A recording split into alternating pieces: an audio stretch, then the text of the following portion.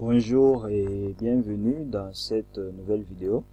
Alors aujourd'hui nous nous retrouvons pour la suite de notre série de vidéos sur Excel avancé Visual Basic.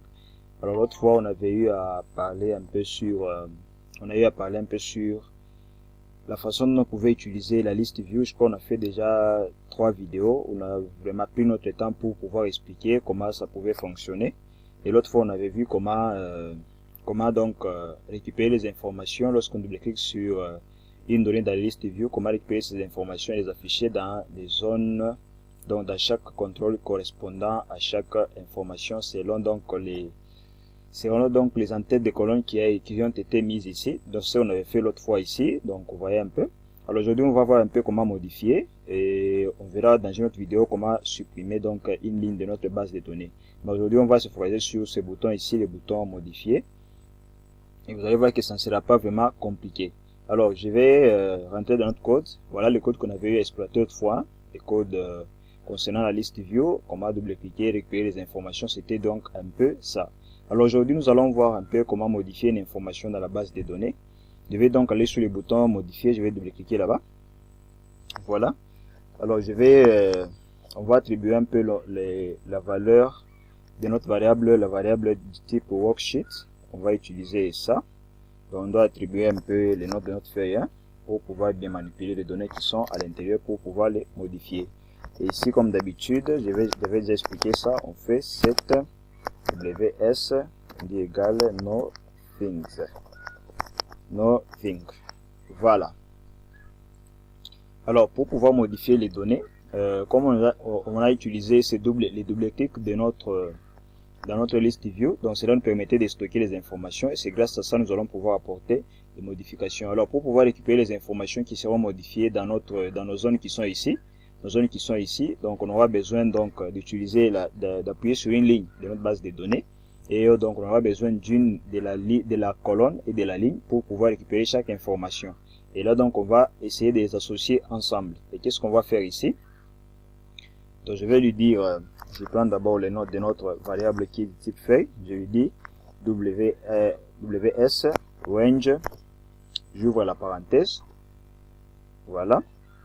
Je vais récupérer d'abord, comme j'avais dit, je récupère d'abord la colonne. Comme nos données ici, ça commence à la colonne, ça commence dans la colonne A. Je récupère d'abord les données commençant par la colonne A. Je l'associe avec notre ligne qu'on avait dit d'abord, la variable qu'on avait déclarée. La variable ma ligne et je ferme la parenthèse. Alors après qu'est-ce que je vais faire? Je fais point value parce qu'on doit récupérer la valeur point value, je dis égal, il prend la première zone qu'on avait édité ici. La première zone c'était encore quoi? La première zone c'était titre de l'ouvrage. Alors là je vais faire quoi?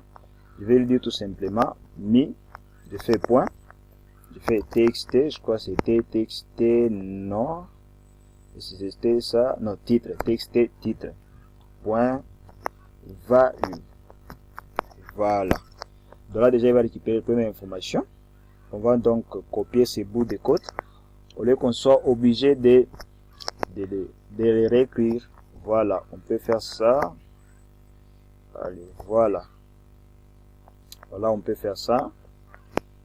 Et ici je mets B, C, D, E, F. Voilà. Ça s'arrête jusqu'à F. C'est jusqu'à quoi? F, G, H. Le reste G et H. Puis je mets là G et puis H. Donc F, G, G. Et ici on met H. Voilà. Alors ici je vais juste remplacer. Donc on a txt titre. Après txt titre nous avons quoi encore? Nous avons quoi? Je crois que nous avons txt non. Txt non. Après txt non nous avons quoi encore? Txt non. Code de l'ouvrage et type d'ouvrage. Donc code de l'ouvrage. Donc txt code je crois. Txt code. Et puis ici je crois que c'était combo type, si je ne me trompe pas, comme on avait nommé ça, combo type.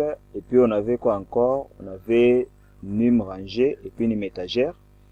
num rangé, num étagère, num rangé, num étagère.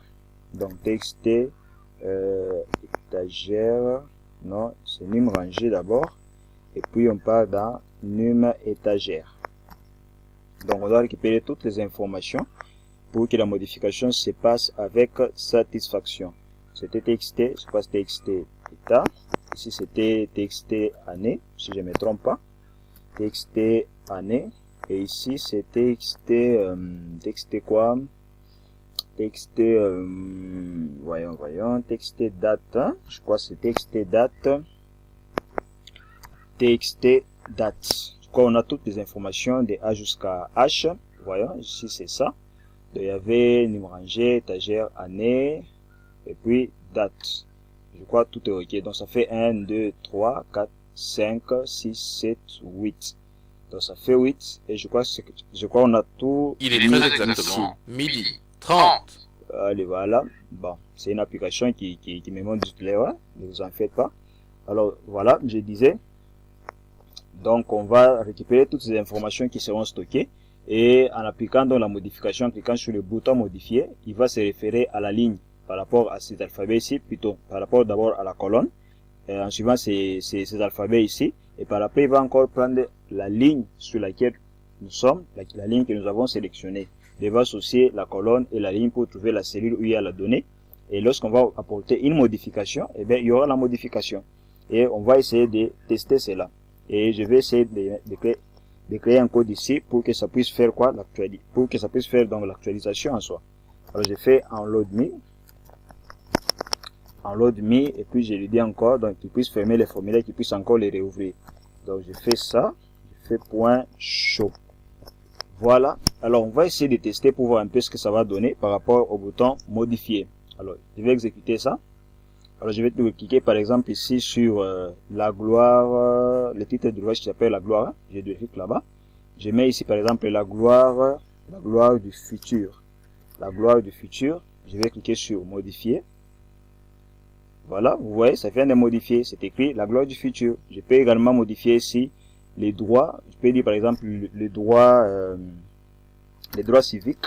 Donc les droits civiques. Je peux faire ça. Je fais modifier.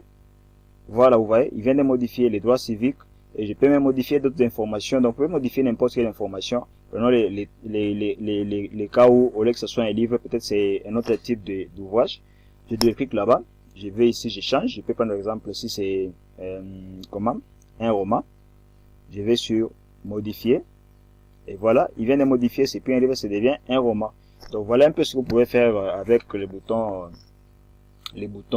modifier.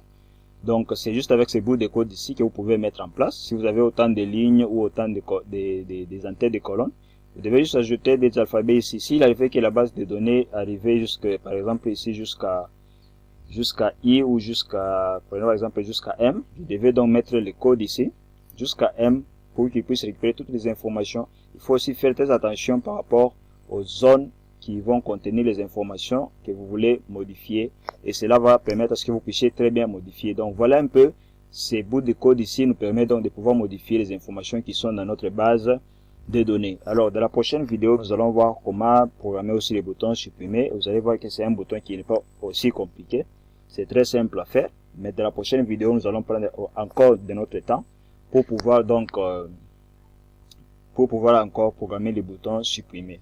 Donc n'hésitez pas à vous abonner pour être encore informé des nouvelles vidéos qui seront postées.